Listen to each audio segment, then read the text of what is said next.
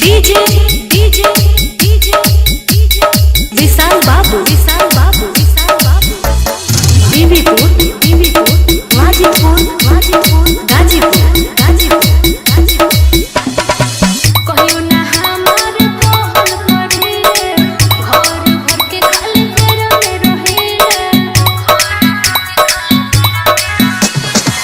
कहियो ना हमार कहल पड़े घर भर के खाली फेर में रहे मानी बात सैया जान कहतानी हो बजी कहतानी हो बजी अरे घर के छागल एगो लाह दिए बोलो बजी अरे घर के छागल एगो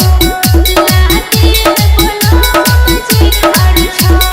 घर के छागल एगो डीजे डीजे डीजे विशाल बाबू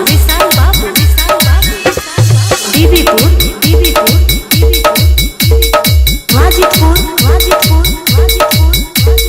गाजीपुर लगिले प्रिय जाता दम हो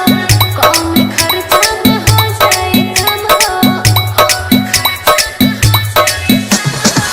लगिले प्रिय जाता दम हो कौन खर्चा में हो जाए कम हो ये कहीं बुतिया रोजो कोही और तो मुझे कोही और दाम से अरे घर के छागल एगो लाह दिए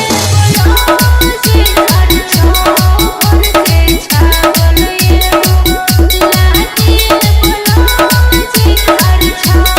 घर के छागल एगो डीजे डीजे डीजे विशाल बाबू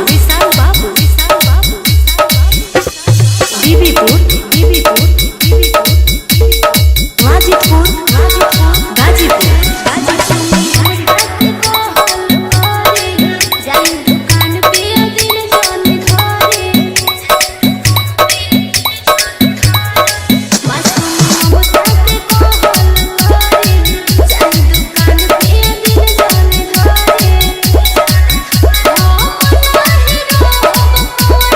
गोतिनिया से कब से गोतिनिया से कब से अरे घर के छागल एगो लाह दिए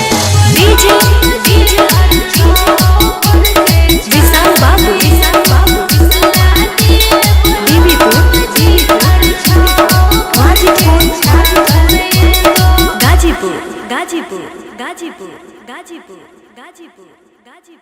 गाजीपुर